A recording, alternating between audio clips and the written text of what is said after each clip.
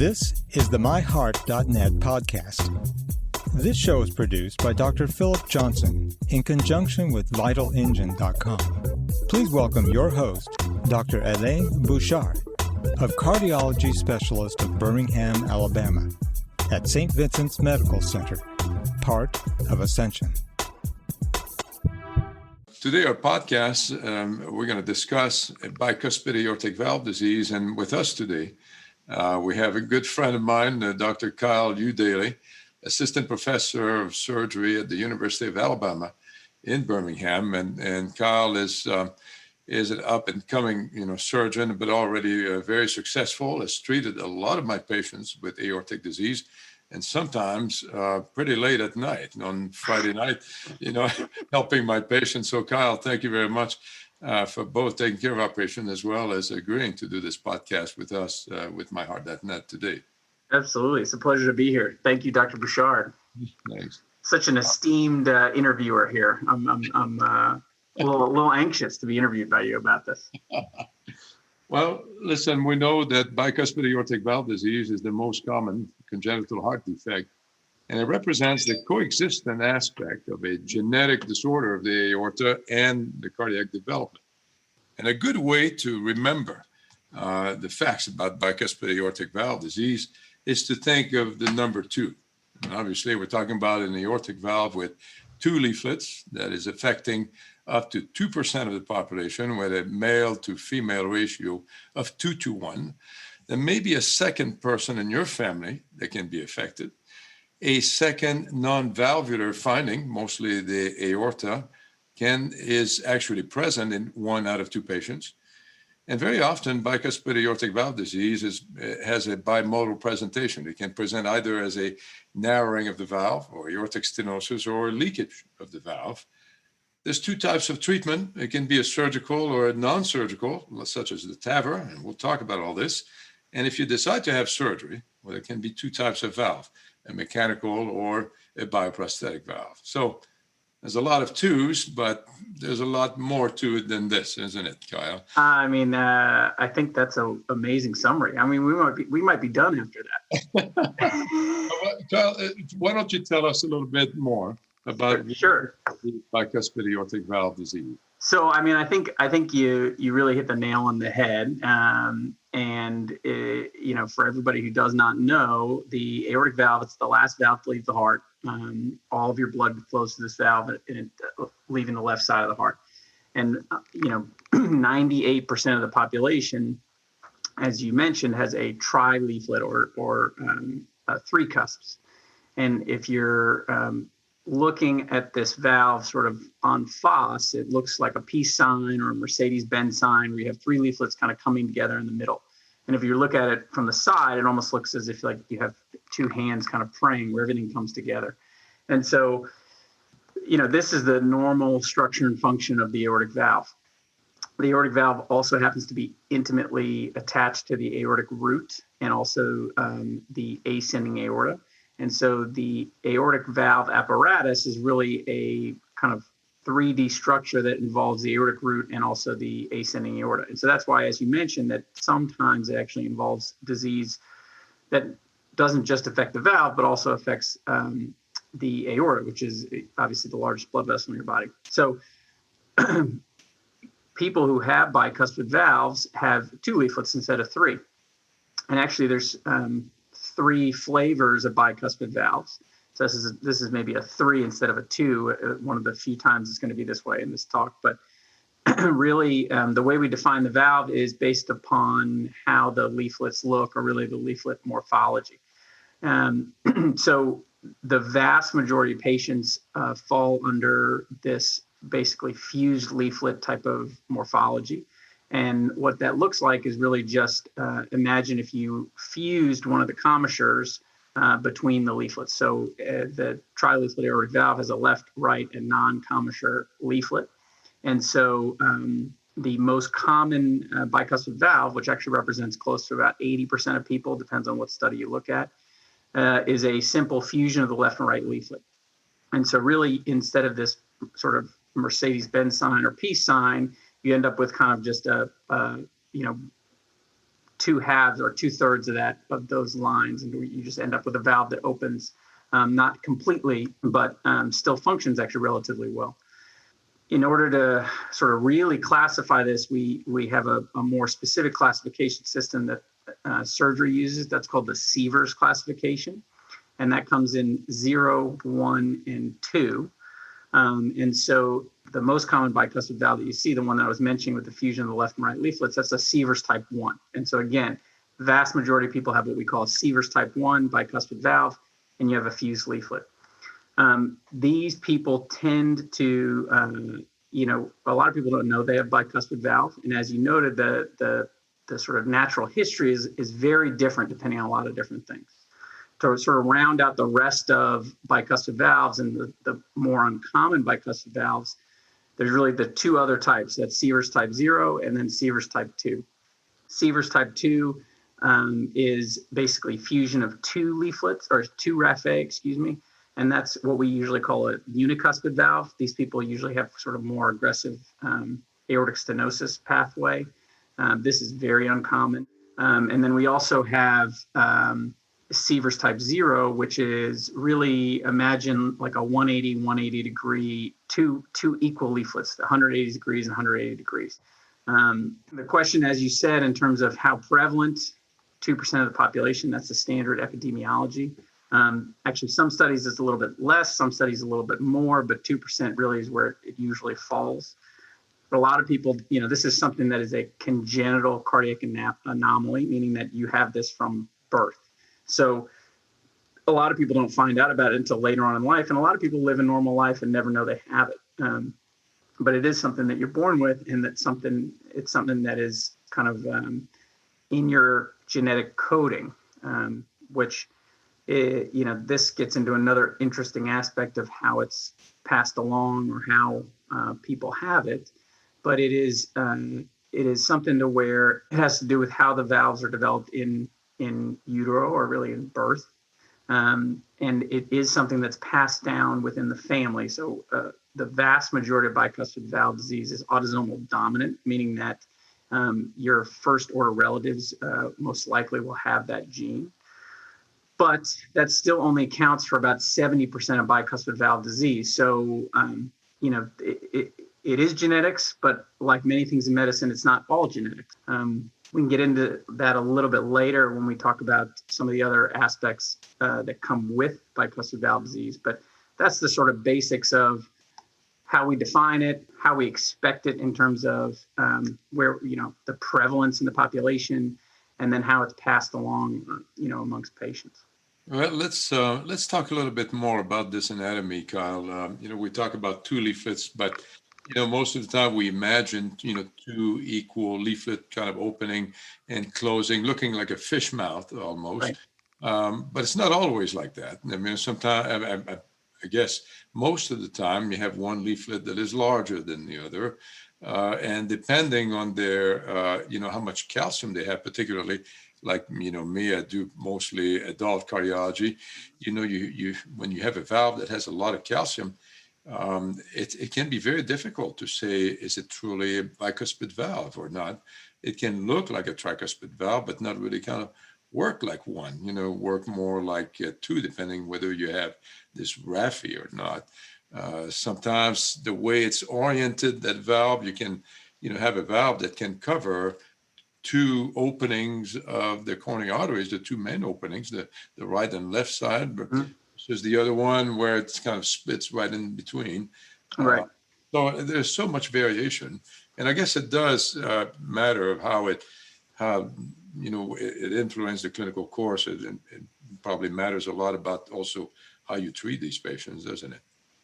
Yeah, I mean, at the end of the day, there's a lot of variations. And so, what does that mean? You can kind of get stuck figuring out exactly which angles and what size and where the coronaries come off. But what's actually really clinically relevant really comes down to a few things. One is we know that the more raphes, the more aggressive the aortic stenosis pathology is, meaning that if you have this kind of single raphe versus two raphe, those end up having more aortic stenosis than the say Seaver Zero are true non-Raphe bicuspid valves. And so that's important from a perspective of what do you need to be monitoring a patient for. The other is, and this is what kind of gets into treatment, and we'll talk about this, I think, a little bit later, particularly discussing surgical versus TAVR or percutaneous treatment, is that for whatever reason, bicuspid valves really have a heavy calcium burden, a heavier calcium burden than most tricuspid aortic stenosis valves. And that calcium burden is impressive. It's impressive when you see it in the operating room. It's impressive when you see it on a CT scan. It's impressive when you see it in an echo. And for all those reasons, it has raised concern, at least for percutaneous treatment of the valve.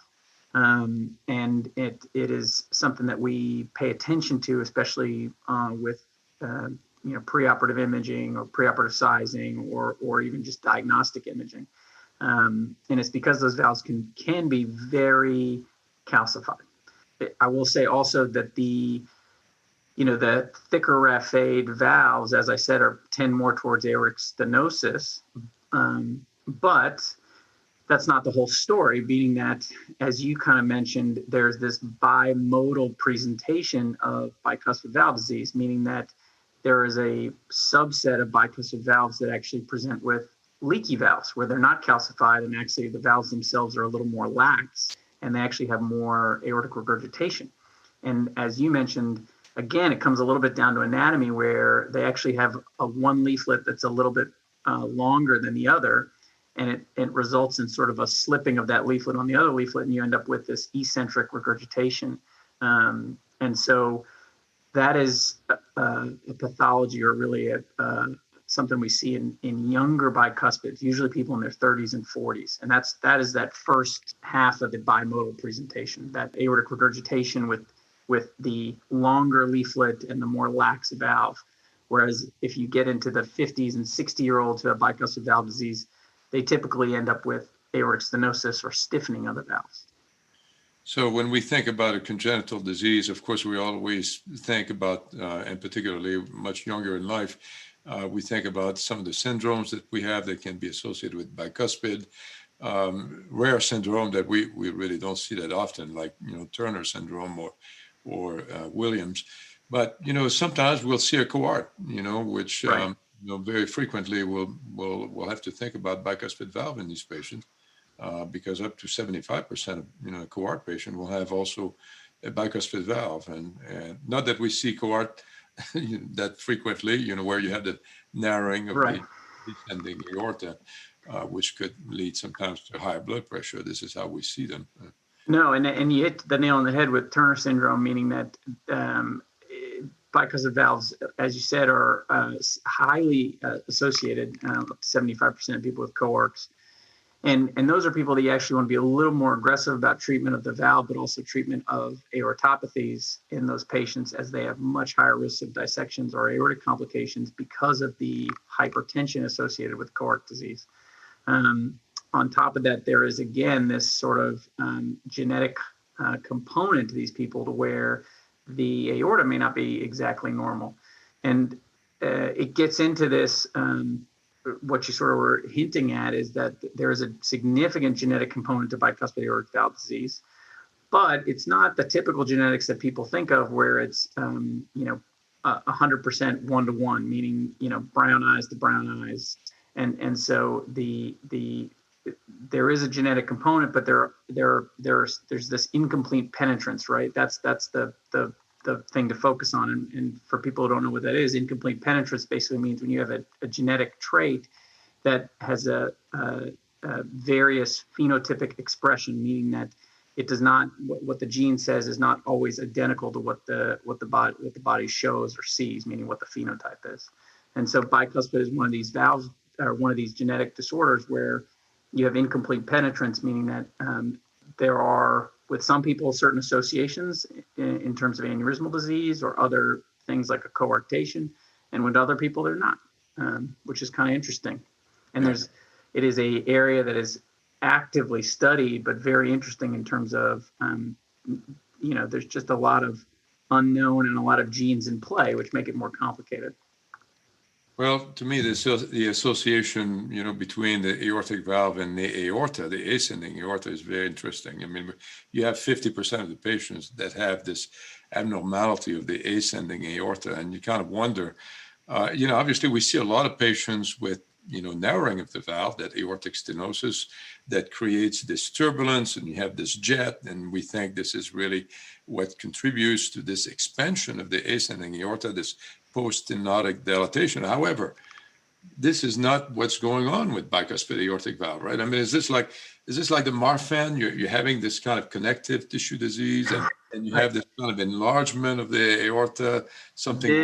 It is no, I mean, this is a hotly debated topic, meaning is it the chicken or the egg, right? And this is, I think, what you're trying to get at, in that, so for those people who don't know, and we're sort of hinting at it here, but aortopathy, which is a dilation of the aorta, really goes hand in hand with bicuspid valve disease, meaning, as you said, it's almost up to 50%. Some say it's around 40% of people who have bicuspid valve disease will have some aneurysmal disease in their life. If you look at it, a better way to think about it is it's about you have an 86-fold increase in having aneurysmal disease if you have a bicuspid valve disease over the normal population. On top of that, you have an 8-fold increase in having an aortic dissection over the normal population if you have a bicuspid valve. The reason for that is not necessarily the dissection is not necessarily the bicuspid valve itself, but probably the aortic disease or the aortopathy associated with it. And so, the question then becomes, are bicuspid valve patients, do they inherently have an abnormal aorta, meaning that there's a failure in the genetics of the building blocks of the aortic wall in terms of the structure and the proteins of the aortic wall that make it more lax or allow it to dilate over time. The worry here is that, and most people understand the concept of an aneurysm, but I always make sure people really get it, because I deal a lot with aneurysms, and aneurysms is kind of a tricky subject because aneurysms don't always cause people symptoms. And so, when you talk about intervening on aneurysms, you're really talking about a prophylactic intervention.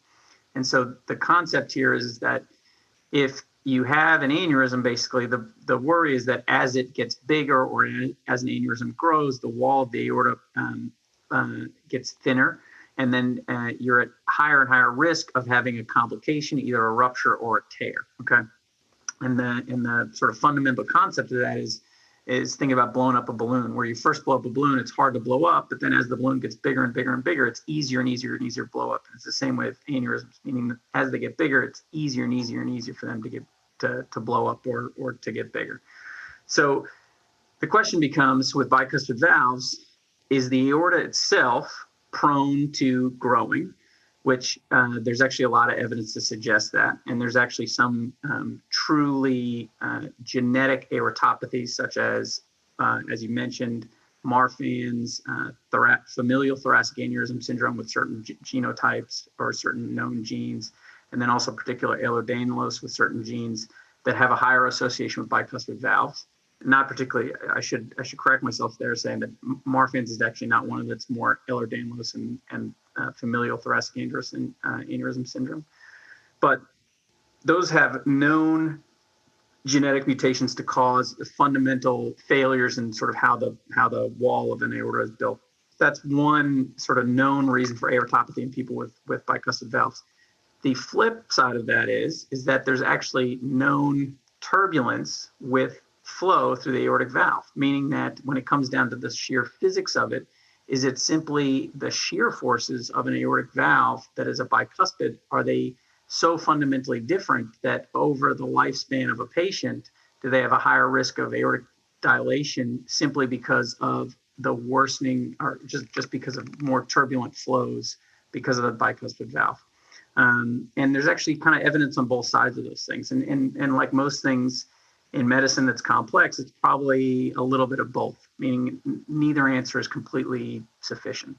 I will say there's actually some really nice sort of 4D MRI imaging of how the valve forces are very different with bicuspid valves versus a tricuspid valve. And the question is over time, does that really change what the aorta sees or sort of the stresses that the aorta goes through? And again, I don't have all the answers. I mean, you could spend 2 to 3 days just trying to unpack this subject right here, which is aortopathy inherent to a bicuspid valve, or does a bicuspid valve cause aortopathy? If I knew the answer to that, I would be, I'd be a more famous man than I am. You're already famous, Well, listen, Carl, I mean, how do we make a diagnosis of this? I mean, Sure. A lot of times we'll have, patient refer to us for heart murmur. What do you do in your office to find out what's wrong with this patient? Well, as any good cardiac surgeon knows, I lean heavily on my cardiology colleagues. So, I send you a box of chocolate after this. Right. I wait for the phone call from somebody like yourself, Dr. Bouchard. No, but I think you mentioned it, or you're getting towards it, meaning that these people often have a kind of what they're told is a lifelong murmur, right? They're told, oh, I have a murmur. I've had a murmur since childhood. And outside of that, they really have no symptoms. And I think that's interesting because you can have a completely well-functioning bicuspid valve that actually have a soft bicuspid valve murmur, which is faint, but there's a fundamental difference that you can often hear an opening click with a bicuspid valve over, say, a tricuspid valve. And that typically is your first hint that it's a bicuspid valve. But like many things nowadays, we often then go to order some tests to back up our physical findings, and really transthoracic echocardiography is our gold standard these days. This is an ultrasound test where we look at the heart through ultrasound. It's non-invasive, it's easy to do. And more often than not, and most people were actually able to make a really good diagnosis with the start of a TTE, or transthoracic echo that we call it. There are some people where it's hard to make that distinction, and you kind of talked about this earlier. Sometimes we think it's tricuspid, sometimes we think it's bicuspid, but if you look at all comers and some studies, I mean, it's pretty decent sensitivity and specificity, probably somewhere in the order of 80 to 90% for TEs off the bat. The other nice thing with a TTE is you're able to make a sort of quick and dirty assessment of the aortic root and the ascending aorta.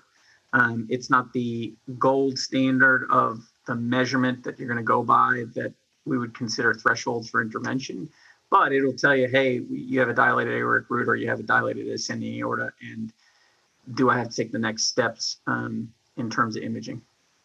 Certainly, it has a good sensitivity and specificity. We're in the high 90%. It can be quite difficult sometimes, particularly later on in life when you have a lot of calcium and you have those raphes that makes it look like a tricuspid or a cusp, and it's actually kind of functioning more like a bicuspid. And also with the ultrasound, the aorta is right behind that sternum, so we feel like there's an area that is a little that could be hiding some enlargement of that aorta, and I guess that's why you refer to when you want to look at the aorta, you always get a cardiac CT now, don't you? Yeah, I mean, I think if you have any concern for aortic pathology, my first go-to is a cardiac gated CTA, and that's a heartbeat timed scan. The benefit of that is you take each slice with the same portion of the cardiac cycle, and so you're getting the same portion of systole and diastole. The reason to do that is that there can actually be a 5 to 10% difference throughout the cardiac cycle for the aortic root. I mean, and this kind of gets back to what we were talking about, is the aortic valve and the aortic root structure are really all in one together. And as you can imagine, this is the first thing that comes out of the heart, and there's a lot of dynamic motion from the heart. And so the nice thing about a cardiac CT is it gets you a very well-defined measurement of the aortic root and the ascending aorta. And the other benefit is, and this is something I see all the time, is that the key in evaluating these scans are that when we talk about measurements of the aorta, we're talking about a coplanar measurement, meaning that you have to make sure that the line in which you're drawing your measurement through is perpendicular to the center line of the aorta. And so, if you are catching the aorta in oblique fashion off axis, you can fool yourself that it's much larger than it is. And so, I often will see somebody who has a bicuspid valve. They've been told they have an aneurysm at 6 centimeters. They need to be operated on immediately. You get a cardiac gated CT, you take your time, you measure everything based on the coplanar angle from the center line, and you find out, their aorta is only 4.5 centimeters. And there's a big difference between 4.5 and 6 centimeters in terms of whether or not you need to intervene. I will say that I'm starting to come around myself on cardiac MRI. I probably should use it a little bit more than I do, but part of it is cardiac MRI can be a little hard to schedule in some places, and it's a little expensive in some places, but cardiac MRI is a wonderful imaging modality. Not only can you get really good images of the aortic root, but you can get very objective, sensitive measurements of aortic regurgitation in terms of regurgitant volume and regurgitant fraction, which I think is very helpful for AI patients. So no radiation. And no radiation, right? Although I will say, CTs nowadays are very small amount. In very small amount compared to historically. So, and I guess it's nice for MRI if you have no radiation, you can easily repeat the study, every 6 months or a year without, being concerned, for patient safety. Right. And that's the other thing is, especially, we see a lot of people for long-term follow-up of aortopathy. And so for particularly young patients, people with genetic diseases, we will classically kind of sometimes switch back and forth between CT and MRI just so that they're not getting CTs all the time. The CT, does it actually help you define the valve itself, the anatomy, as well as the calcium? Yes. So I would say that CT, I think is an amazing diagnostic tool for assessment of the valve, meaning that you will be able to tell exactly how many leaflets, where the calcium lies, the burden of calcium, all of that, which is really kind of helpful, particularly if you're on the fence between trileaflet and bicuspid, which is important because there's a bicuspid versus trileaflet changes sometimes how we think about aneurysm management, even if the bicuspid valve is not malfunctioning, meaning you can have a normal bicuspid valve, but it changes our thoughts in terms of when to intervene on some other aortic thresholds. Right. I guess also we forgot to mention that echocardiogram, very important in screening the relatives, the first degree relatives. Yes. So that is far and away by all the societies, the best screening tool used for screening of first relatives, and also it goes the same actually for genetic diseases, particularly in young patients. Just because non-invasive, easy to use, a good first check, and so it doesn't really, there's no issues, no contrast. It's really kind of a very easy thing that, as you know, gets you a lot of information. Great. Well, let's go ahead and let's talk about the clinical course. And we've been talking about this bimodal presentation. Some people develop, aortic stenosis or narrowing, some they're leaking. Well, let's talk about that a little bit. And does the presentation vary according to the age of the patient? Right. And so, yes. So we talked about this a little earlier. At the end of the day, it's important to understand that if you have a bicuspid valve, you may live a completely normal, long, happy life and never have valve disease. I think that's kind of an important takeaway. Now, that being said, if you have a bicuspid valve, you should be serially followed. And that is because you have a higher incidence of complications. And when we say complications, we're really talking about kind of 4 buckets that I like to think about it. There is this bimodal presentation that is the earlier presentation in, say, 30-year-olds or 40-year-olds where you have aortic regurgitation, okay? And then there's this later presentation in really 50 and 60-year-olds where you have aortic stenosis, okay? And that's the kind of typical bimodal presentation that we talk about. I've kind of looked and tried to get some concept of numbers and percent chances, and the reality is nobody has a perfect grasp on this. If you look at it, the vast majority of people fall into, or I'd probably say 40 to 50% of people fall into this aortic stenosis bucket, and the aortic regurgitation is less. So that 30, 40-year-olds with aortic regurgitation is a much smaller subset of the bicuspid valve disease population. Whereas most people fall into this aortic stenosis bucket in their 40s and 50s. Now, that being said, a lot of bicuspid patients actually develop aortic stenosis, but they get it at normal times, meaning 60s, 70s, 80s, even 90s. People can have bicuspid valve disease and develop aortic stenosis. Those are the two main, again, when we talk about this bimodal presentation, that's what we're talking about, this aortic regurgitation versus aortic stenosis. But there's two other areas where people end up, getting an intervention. And one is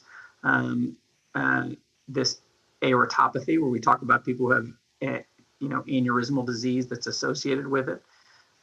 Sometimes that exists with valvular dysfunction. Sometimes it exists without valvular dysfunction. I think that's kind of important to understand. And then the last, and it's definitely a smaller subset of people, but it's important to know, is that people who have bicuspid valve disease have a higher risk of infective endocarditis. And so that is when your valve gets an actual infection on it that is destructive to the valve. It has to do with the fact that there's turbulence over the valve that's different than when you have a trileaflet valve. And so there's nothing to do or nothing to change about how you live your life that's going to avoid endocarditis, but you should know that if you have a bicuspid valve, your risk of that is slightly higher. At present, there's not any difference in terms of recommendations about prophylaxis around the time of dental cleanings or anything like that, but it's just something to kind of think about. So this bimodal course, really, I guess we can kind of talk about it in the two main subsets of the AI and the AS. So AI, the standard interventions regarding aortic valve disease apply. And so really for those, we really look to see, we wait until somebody's symptomatic by aortic regurgitation, and we wait until they receive a diagnosis of severe aortic regurgitation, right? And so the standard ways in which we measure that apply, which is either a jet width greater than 65% of the LVOT, a vena contracta, which is greater than 0.6 centimeters, whole diastolic with flow reversal in the proximal abdominal aorta, or regurgitant volume greater than 60 milliliters, or regurgitant fraction greater than 50 milliliters, or an effective regurgitant orifice area greater than 0.3 centimeters, or by angiography greater than 3 to 4 plus regurgitation. So those are all diagnostic criteria that are mostly based off of echo. Some are based off our MRI, but at the end of the day, everything still falls under the same indications for surgery in terms of whether or not when to intervene. And usually the other thing we consider, this is for people who are symptomatic, but it doesn't really change in terms of when we intervene for the aortic valve in terms of the criteria. It's just the presentation happens to usually be younger in life. So in that these patients with bicuspid valve presenting with a leaky valve or that aortic insufficiency or incompetence of the valve, it's mostly that the leaflet kind of prolapse is not quite, coapting or closing, well. But I guess it could be also from other complications of having this turbulent, flow, and it could have been that it's regurgitating now because it was infected or by endocarditis, right. or maybe that the aorta kind of stretched and caused, the annulus to kind of get a little bit larger, and now the valve is not closing anymore. Right. So you're exactly right there, and that gets into treatment, meaning that the mode of failure will dictate the options for treatment. In younger patients with aortic regurgitation and bicuspid valves, more often than not, excluding obviously the infected patients or the valves that are infected, there is an option for valve repair, which is a really important thing to understand, because when you're younger, obviously a prosthetic valve is a disease in and of itself, meaning that if you give somebody a prosthetic valve, it does not last forever. And interestingly enough, and we know this from the extensive literature on aortic valve repair, but the younger you are, the shorter your prosthetic valve lasts if it's a tissue valve. So if you're in your 30s and 40s and you're receiving a tissue valve, the likelihood is that's going to fail you in, anywhere from seven to 8 years is really kind of the average number, which is really not a long time. And so typically, classically, somebody's in their 30s and 40s, we push them very hard towards mechanical valves. Mechanical valves, extremely durable, they can last easily 20, 30, 40 years. The really downside to that is you have to take anticoagulation for the rest of your life. So there's a lifestyle limitations. There are things that it's hard to do in terms of medical compliance. There are risks of bleeding. There are risks of thromboembolic disease with mechanical valves. That's not a perfect solution either. And so for these younger patients, it's really nice if you can offer them some sort of valve repair option where they can keep their native valve. It will outlast the tissue valve, and it will give them a functioning valve that will be durable in the long run. And actually, this is really a concept that kind of first got started really in the last 15 to 20 years, this idea of valve repair for AI, especially for bicuspid valves.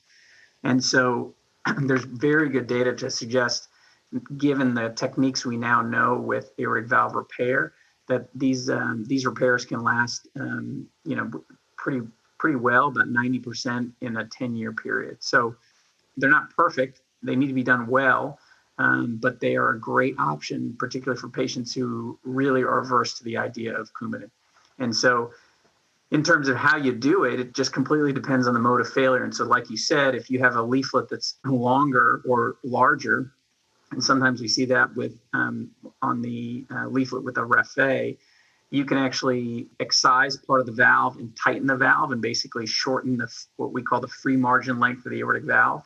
And with shortening of that free margin, you can actually get better coaptation and actually give them a functioning valve, which is it's quite amazing when you see it. The other methodology of failure can be either aneurysmal degeneration of the root. And as you said, if the root dilates, then all of a sudden now you have a valve that's kind of pulled apart and leaky because the root has dilated. You can actually do what we call a valve sparing root, to where you treat the aortic root pathology, tighten up the root, but leave the valve in place, because as we mentioned, some of these people live normal lives with bicuspid valves. So if the valve itself is not malfunctioning and it's really a primary aortic problem, you can treat the aortic root and get them a nice durable result without long-term failure.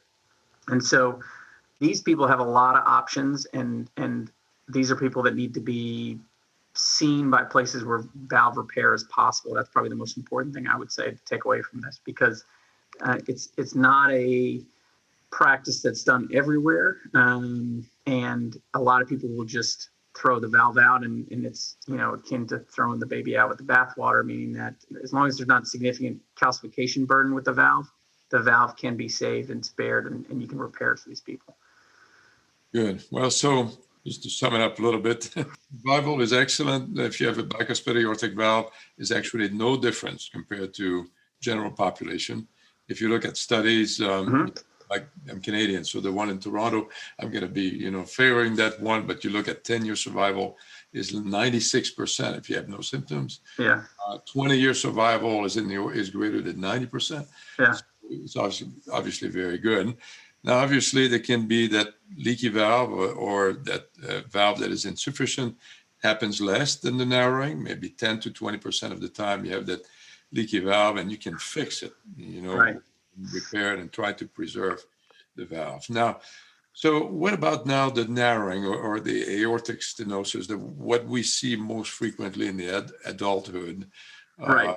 What I see as an adult cardiologist, and what is the most common manifestation of bicuspid aortic valve? Tell us a little bit about that. Right. So bicuspid valve that with aortic stenosis is much more common. And so, this is what we see far more often. And particularly on the surgical side, this is, we'll get into this, but this is becoming one of the only aortic valves we excise anymore are these bicuspid aortic valves for aortic stenosis. If you look at population studies, these people develop, as we said, aortic stenosis much earlier than, say, people with tricuspid valves. Actually, probably one of the most interesting facts I came across when I was just trying to buff up for this here for you was that in a long population study of valve replacements, in 1,000 adults, of the patients who were under 50, 2/3 of them had bicuspid aortic valve. Patients between 50 and 70, 40% had bicuspid aortic valves. Patients who were in their 70s between 70s and 80s, 53% had bicuspid valves. And then in the 80-year-olds, about 17% had bicuspid valves. So the interesting fact is that bicuspid valves exist throughout, but there is a difference in this, late septuagenarian, octogenarian, nonagenarian aortic stenosis disease versus this, 50-year-old, 60-year-old, 70-year-old, young, healthy 70-year-old aortic disease. And the reason I mention this is because the whole discussion about treatment is going to dovetail with this concept of TAVR, right? And for everybody, when I say TAVR, it's transcatheter aortic valve replacement. And this is really, probably is one of the most amazing things that's happened to cardiology and cardiac surgery in the last 20, 40 years. But it has changed the treatment of aortic stenosis. Now, this is a platform where instead of having open heart surgery, you put a valve in through the leg and you have either a balloon expandable or a self-expanding valve to treat this aortic stenosis. And like anything, it started with the high-risk patients and now has moved to approval in the low-risk patients, which is really the interesting aspect. I mean, this is all within the last year and a half. And interestingly enough, there's no specification regarding whether or not bicuspid valve patients are included in that, meaning that it's just approved for low-risk patients. It's approved for low-risk surgical patients. And so the question really becomes is how do we treat these very young patients with aortic stenosis who are bicuspid? And the reason there's even a question is because in all the studies, particularly the low-risk studies, bicuspid valve patients were excluded. And they were not included. And part of the reason they weren't included is because, as we mentioned a little bit earlier, is the calcium burden in people with bicuspid valve is so much more significant than people with tricuspid valve stenosis. And so because of this, these people were excluded from the trials initially. They had some worries about how the valves were going to be deployed in people with heavy calcium burden. And so they were not included. And the question now looms, now that TAVR is approved for low-risk patients, if people really want to get a TAVR, they can get a TAVR, but there are some outstanding questions about whether or not that's the best treatment for people who are young with bicuspid valve disease. That's sort of where we stand. I guess the question is what research do we have to lean on at this point? And I think there's a lot to go off of. I don't know, should we go into that, or do you want to?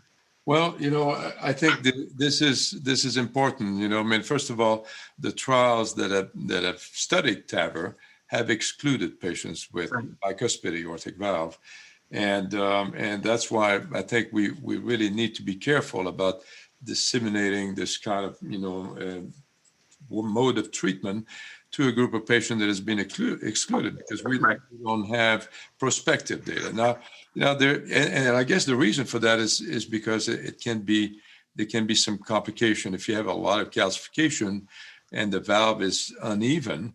It's easy to see how, for example, when you deploy that TAVR valve, that it could be kind of uneven. The shape could be oval and not quite, kind of circular.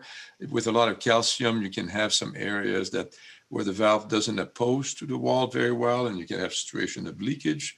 you could have a situation where you can block off completely the coronary arteries. If you have this very, very long, kind of cusp, the valve is divided, and obviously you can really have some severe complication and end up actually in surgery. But we have registries, right? I mean, so we have registries where people have studied, kind of valves, TAVR valves, and patients with aortic stenosis, retrospective analysis. I think that's what we have to be careful what we mention. And usually compose a small component of patients have bicuspid aortic valve. We're talking about 3 to 4%. So, we're talking about thousands of patients that have been treated with TAVR, yet a few numbers, maybe, 1,000 have been treated with TAVR, and we can kind of maybe see how they did. And you have some of these results, Kyle. I mean, you do a lot of TAVR.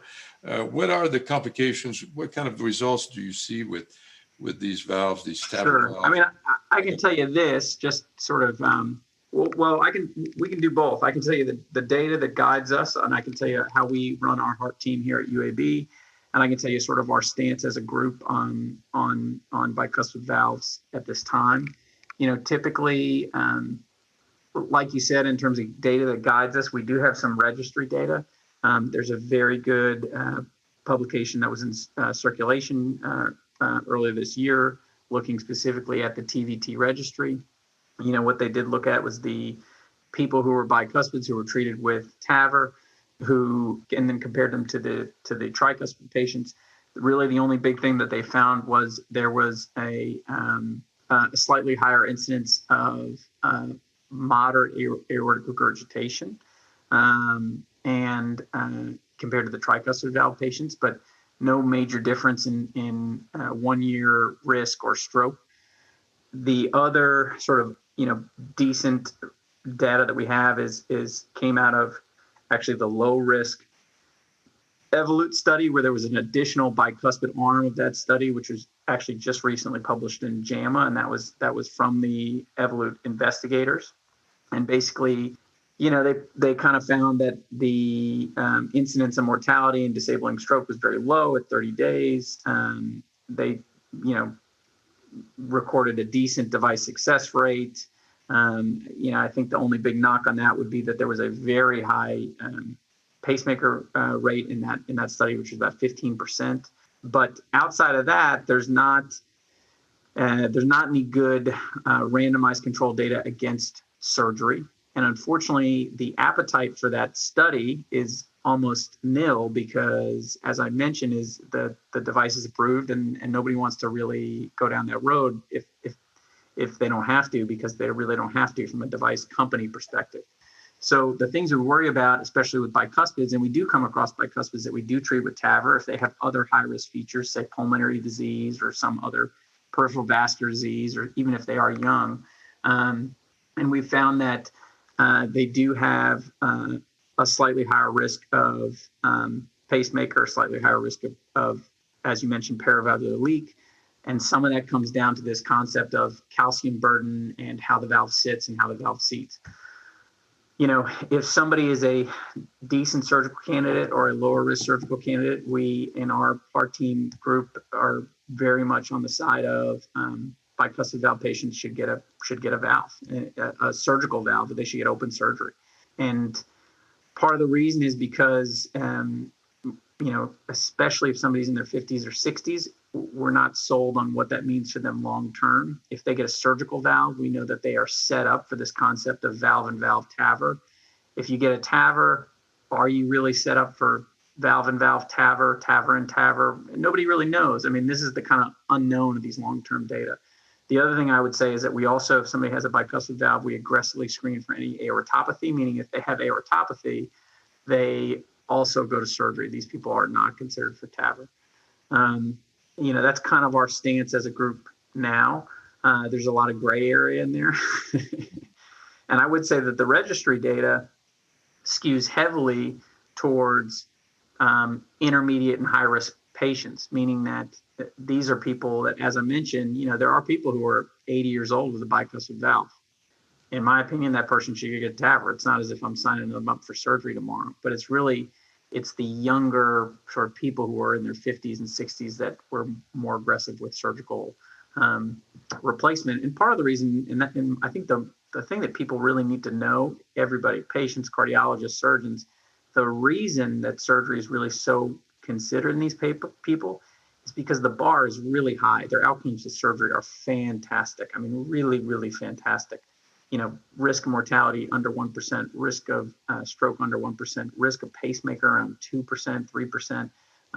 All of this puts them in a, yes, the length of stay, the recovery, all that is nowhere near TAVR, and I would never argue that. But once they get through the operation, they do very well. And the idea is that they're set up for something down the road to where they can then have a TAVR again. So TAVR for bicuspid aortic valve, still reserved for pretty high risk patient, older patient, and particularly should, this is already always discussed with the heart team approach, probably should be done in the centers where they do a lot, and probably be included in a study, as the best way to kind of see whether TAVR is really a good means of Yeah, and I would say this, there are some newer devices that are coming down the line that are being studied that are claiming to, have a specific design that sets them up for bicuspids and I think that's a really good point that they really should be considered for study, because there are some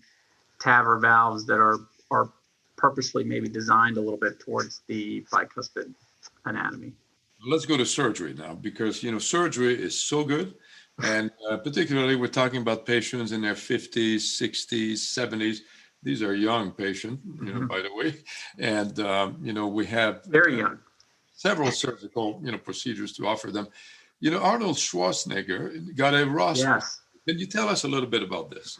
Sure. So the Ross procedure. The Ross procedure it's a fascinating procedure. And I will tell you that it comes and goes in terms of people who are proponents and people who aren't proponents. And I think, unfortunately, the Ross procedure is losing a little favor in the era of TAVR.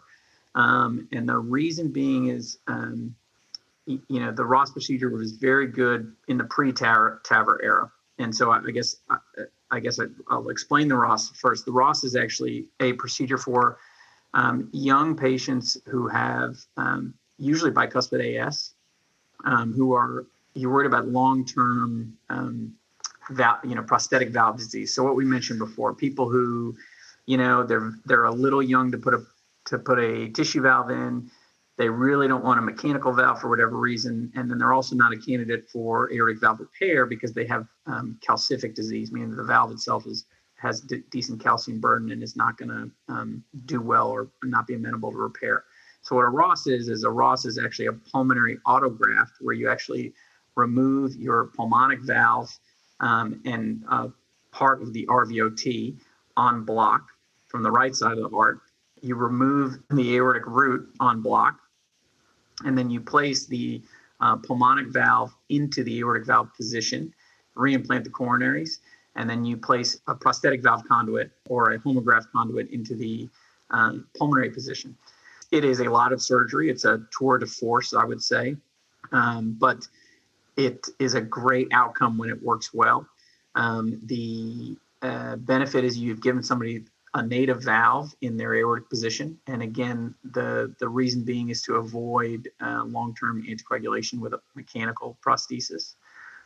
The downside is that you're left with a homograft on the pulmonic side that you're going to have to address over time, but we actually have percutaneous valves that we can address for pulmonic dysfunction. Now, it didn't work very well for Arnold. It did not work very well for Arnold. And a lot of people would argue that, a lot of times you can see this abnormality of the aortic valve and the aorta. You can see that also in the pulmonary. Yeah. Well, and so, but to address that, some people have argued now this concept of placing a Dacron sleeve around the pulmonary autograft to prevent late dilation of the pulmonary autograft, which is what people really worry about long term for these. I would tell you this: I'm just not a Ross believer. It's part of how I trained. It's part of how who I trained under. But there are people who are very good at the Ross who have very good results. But It is not something that is readily out there.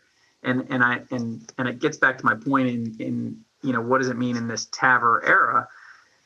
There's so many more options for people now with this concept of valve-in-valve, meaning that you could give a 40-year-old a tissue valve. And actually, this is an interesting conversation because I crossed this with 2 bicuspid patients in the last 3 weeks. And this is kind of an interesting clinical corollary here. And with both these patients, they were both in their 40s. One was a female, one was a male. So the female, I told her, you absolutely need to get a mechanical valve. And the reason being was she had a very, very tiny aortic root. And you know this all the time. We worry about valve sizing and patient prosthesis mismatch and what type of valve we're going to get. And people all the time think, do I decide between a mechanical or a tissue? And I think a third thing that you need to consider is what size valve are you going to get? And I think a lot of surgeons don't talk about that with their patients, meaning that if you're set up for a small valve, you should not get a tissue valve. If you're set up for a small valve, you should get a mechanical valve. The flow dynamics are better. It's going to last you longer. It's the way to go. And so for this woman, I said, you've got to get a mechanical valve. I then had a guy who was in his 40s, and I could tell he was going to get a big valve. And I told him, listen, you're late 40s. If I can get a big valve in there, and if I was in your position, I would take a tissue valve because he has a 27 millimeter valve, which is huge for a surgical valve. The reality is that he could get valve-in-valve and valve-in-valve twice down the road, and it should be able to last him, conceptually 35 years in terms of just a couple procedures, to add on. So I think that's a really interesting concept to be thinking about with people, especially bicuspid patients, because you're trying to plan for them 30 to 50 years of life with a valve. And that's why the Ross came about, is because some people said, hey, listen, this is going to last you forever. Does it? Not always. Again, it's just where I fall on the Ross debate, but I'm sort of against it in general. Now, this valve surgery, if you just have to, replace the valve, tell us a little bit. Let's say I'm a patient, I'm in my 50s. Of course, I'm lying. Let's say, okay, well, I'm in my 60s. I'm coming tomorrow. You're going to do aortic valve surgery on me. You got to replace my valve, and you decide that you're going to put a big, porcine valve. When I get to the hospital, what does it mean for me?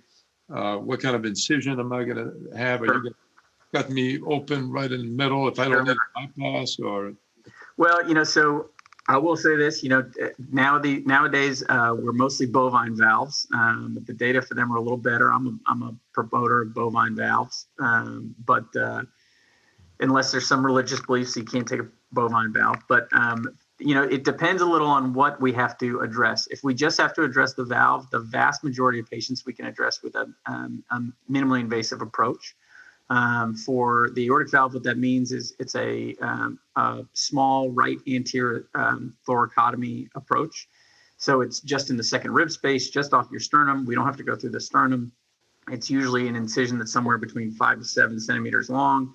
We only have to basically kind of move one rib head. We don't break any bones. And the procedure itself takes the same amount of time. Typically, you're in the operating room for anywhere from 3 to 5 hours, again, depending upon exactly what we have to do.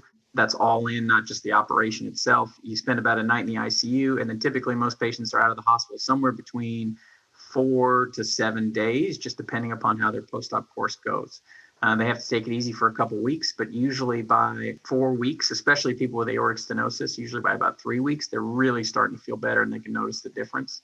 Some people even notice it before they leave the hospital. And then most of the time we have people kind of back to doing everything they were doing before, somewhere on the order around 6 weeks. Obviously with the mini incision, it's a little bit earlier. Now, if we have to address some sort of aneurysm or aortic root pathology, sometimes we can do that through a mini sternotomy. We do have to go through part of the sternum there. Again, that incision is about 8 centimeters, but it depends on what needs to be addressed. If we have to address if we have to address the root and the ascending, and we're worried about some other things, those people are people that sometimes I push more towards a sternotomy, just because it's the safest thing. The sternotomy is the kind of classic cutting of the chest open. That's about a 10 centimeter incision. Again, the recovery is about the same. You just usually you're about a night in the ICU, and then again 4 to 7 days in the hospital, depending upon sort of how your recovery goes. But again, people get through it and they actually do really well. And most people will tell you if they have heart surgery, particularly if they had bad valve disease, they feel really good coming out the back end. If we can avoid the big incision, we try to. We can offer most people minimally invasive options, but it depends a little bit on the anatomy. All right, so let's talk about the elephant in the room, and that's that aorta and the aortic dilatation. I mean, obviously, it's going to influence how you're going to operate on your patient, particularly if you have the valve that is bicuspid. Is it just a matter of size? It's not all about size, Dr. Bouchard. Classic line. So, I will tell me if I'm rambling too much, but I will try to keep it concise because you know that this is what I love to sort of get in the weeds about in terms of aortic disease. But the classic thresholds for intervention are, we consider replacing the aorta somewhere in the order of about 5.5 centimeters. All right. And the reason for that is we believe that is kind of a threshold to where your risk of an aortic event, meaning either a tearing or rupturing, is very significant, probably somewhere in the order of about 8% chance per year. That's not astronomically high, but if you have an aortic event, it is very, very life-threatening. So this gets back to, I think, what I mentioned earlier. Aortic surgery is really prophylactic surgery. And so basically what you're trying to consider is when the risk of surveillance is higher than the risk of intervention. So, at what point is an operation less risky than just watching you? Okay. And it's different for everybody because everybody has different risk factors. And everybody's risk is different. And so, if somebody's in their mid 80s, I'm much more reluctant to consider any intervention on them because of their age, right? Whereas if somebody's in their mid 50s, I actually err on the side of being more aggressive with an intervention because their cumulative risk over their lifetime is much higher. So that is kind of the backdrop to which all aortic decisions really should be made. And again, then it gets down to the classic size criteria. So again, the sort of the board answer is 5.5 centimeters, but there's a lot that plays into that, meaning that if you have a bicuspid valve, that in and of itself is a bit of a risk factor. Okay. On top of that, if you have any additional high risk features, particularly any family history, obviously family history of aneurysm, family history of dissections, family history of genetic aortopathy. If you're considered somebody who has uncontrolled hypertension or resistant hypertension, all those put you at what we consider higher risk features. There's also sometimes radiographic features that we look and we say, hey, that aorta actually is a eccentric in terms of its dilation, not smooth and uniformly dilated. Also, if you're a low risk surgical candidate, sort of getting to what I was saying earlier, we consider intervention a little bit earlier, meaning that if your risk of surgery, and this is again a class 2B indication based on our surgical guidelines, but if you're low risk surgical candidate, we can consider intervention at 5 centimeters. And that's if your risk of surgery is under 4%, which a lot of people are, particularly in their 50s and 60s. And so those people are people that we consider being a little bit more aggressive about. The other thing to take into account is everybody's different sizes in terms of their heights and weights. And so I typically index aorta to either height or body surface area. Height's a pretty good index, but also body surface area is a pretty good index as well. Meaning that if you have a 5.5 centimeter aneurysm and you're 5 feet tall, that's a huge aneurysm. If you have a 5.5 centimeter aneurysm and you're 7 feet tall, that's not that big of an aneurysm. So, that is technically not in the guidelines, but there's a lot of good data to suggest that you should be indexing to height or body surface area. And so, again, there's a lot of things in play. To get even a little more nuanced, where the aneurysm is changes your risk. Meaning, if it's in the ascending aorta, it's a little less risky than in the aortic root. Dilation at the aortic root is considered a little bit higher risk for a dissection or a tear. And for that reason, dilation of 5 centimeters at the aortic root, again, we consider intervening a little bit sooner or being a little more aggressive. The other thing is if you have an indication for surgery outside of the aneurysm based either on aortic regurgitation or aortic stenosis, we would consider intervening at an even lower size, meaning that if we're going to go in there for surgery anyways, if your aorta is greater than 4.5 centimeters, we tend to replace that. The interesting question will become, particularly when we start to go down this TAVR route, is if at present in our group, if somebody has any dilation up to 4.5 centimeters, we consider them for open surgery over TAVR.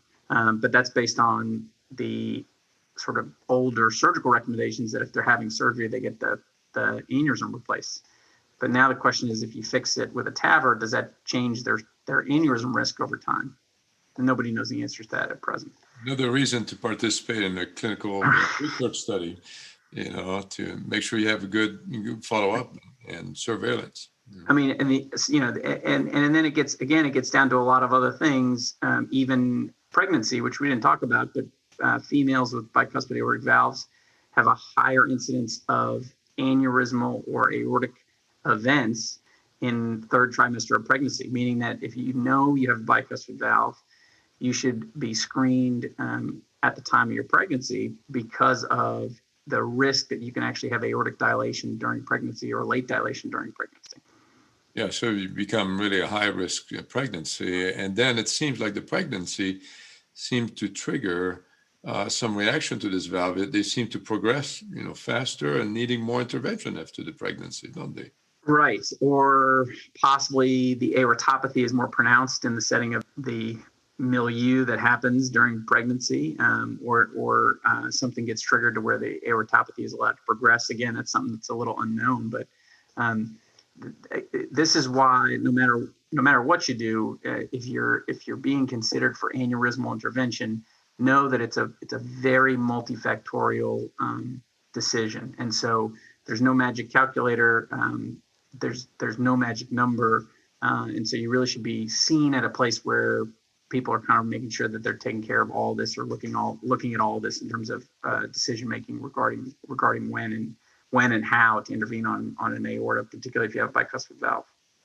Well, I really like your idea of indexing to the body surface area, because there's not that great correlation between the size of the aorta and a tear, the dissection. There's a lot of dissection occurring with aortas that are less than 5 centimeters. But, maybe for that person, that was a large aorta. Right. No, I mean, if you look at the IRAD database, I think it's 40 or 50% of dissections occur under the size of 5 centimeters, which is, the fact that 50% of dissections are occurring under that size is really staggering, because that's theoretically what we're trying to prevent from happening. For those of you who don't know, if you have a dissection is a tear of the ascending aorta, particularly a type A dissection, but right off the bat, it's about a 20% mortality, even if you get to a hospital, and about a 10% risk of stroke, even if you get to a hospital and even if you get operated on. And it's a nasty disease. Right. It seems like the aorta seems to get larger with age. And I guess you kind of watch it carefully as you follow these patients annually, either with MRI or CT. Is Right. there a rate of progression of this dilatation of the aorta that you watch as well? Yes, and so that's the other thing. Rate of growth is important. Any significant rate of growth, that kind of triggers us to consider it a high risk or high risk features that would warrant operating sooner rather than later. So, whenever I see somebody new and they have an aorta that's kind of on the fence, I'm pretty aggressive to get a repeat scan either in 3 months or 6 months, just to get a good time point to say this thing's not changing, at least in the short term. For most people, your aorta dilates somewhere on the order of about 0.5 millimeter to 1 millimeter a year if you have an aneurysm. So that's the kind of standard. But keep in mind that as it grows, it can actually increase in its rate of growth. And that gets back to the original sort of balloon analogy, meaning that it is allowed to expand a little bit more and more. Right. There's a lot going on with bicuspid aortic valve. We didn't talk too much about exercise also. Let's say you're a patient, you have this bicuspid aortic valve, you have some aortic stenosis is not so bad. Can you exercise? Yeah, I mean, listen. This is the hands down the biggest question, or the most frequent question I get in my clinics.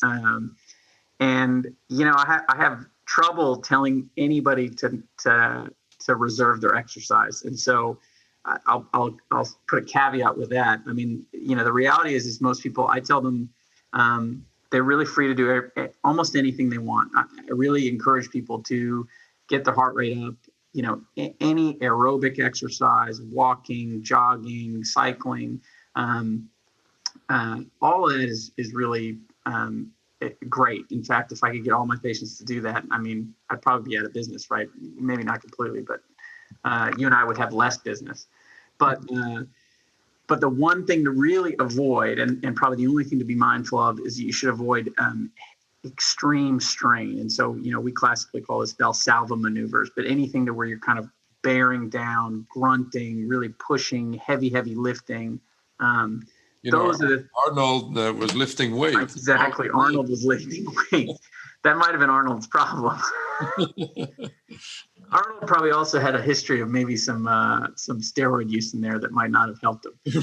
Right. But that's probably the biggest thing to avoid. But anything to where you're getting up to 70 to 80% of your max heart rate, all that is not bad at all. I think severe strain is really something to avoid. But in a lot of our patients who are in their 50s, 60s, things like that, I tell them that's the stuff you want to avoid anyways. So, most of the time, people are really free to do what they like. I will tell you this, though, and this is something that's changed in my practice just in the last couple of years, but as of 2018, there is now a black box warning on fluoroquinolone antibiotics. So that's specifically Levaquin and Cipro for people with known ascending aneurysms. And these fluoroquinolone antibiotics have some effect in terms of accelerating the breakdown of the wall of the aorta. And people who are on these antibiotics long term can have higher rates of aortic events. And so, I always tell people, if you're dying from an infection, these are the only antibiotics you can take them, but just be mindful of somebody who's a doc in the box just trying to give you something for a cough or, a UTI that probably doesn't need to be treated. Make sure to stay away from these types of antibiotics, because they can have complications if you take longer term doses of them. Yeah, certainly. Also for patients that have dilated aortas, we do recommend, of course, trying to lower and control the blood pressure. Blood pressure control, very important. About the exercise, it's so important because it helps you, particularly aerobic type of exercise. That when you do a lot of isometric, type weightlifting, they've measured blood pressure going as high as 300 to 400 millimeters of mercury. You can see how much stress you could put on the walls of that aorta. So if you do lift weights, it's light weights, repetition. Right, exactly. Having some good breathing techniques, not to raise the blood pressure, but the point is to lower it. Right. And so important. And lest us not forget smoking cessation, always. Always losing weight, right? I think that's a lot. And you can help that with exercise. Any research going on in the field, Kyle? What's happening in bicuspid? Sure. We kind of talked about this at the beginning, but there's a lot to unpack in terms of the genetics. That is still a bit of a black box for us. We have a bit of an idea, but we still don't understand what's guiding us where in terms of. It'd be nice to have a little bit more tailored intervention or thresholds for intervention based on genetics. We're getting there with some of this, but not only the genetics of bicuspid valves, but the genetics of aortopathy. I think that's probably the most exciting area down the road. Valve repair, which we talked about, is really actually kind of a novel thing in the last 5 to 10 years. I think the long-term data for that is still going to be coming out, which is really good. Outside of that, the other question is, we talked about TAVR, and then also, what's available for endovascular treatment of aneurysms down the road, which I think is probably the other kind of big area. of what can we do without open surgery is always the question. Again, keeping in mind that the bar for surgery is very high, and that's a good thing. But we want to keep being able to push the field forward and be able to treat more people, particularly those people who are higher risk. And again, it gets back to that sort of understanding that you're balancing the risk of surveillance versus the risk of intervention. Meaning, if you can drive down the risk of intervention, then your sort of threshold to intervene changes. And that's, I think, kind of the exciting area that we are thinking about or really trying to change.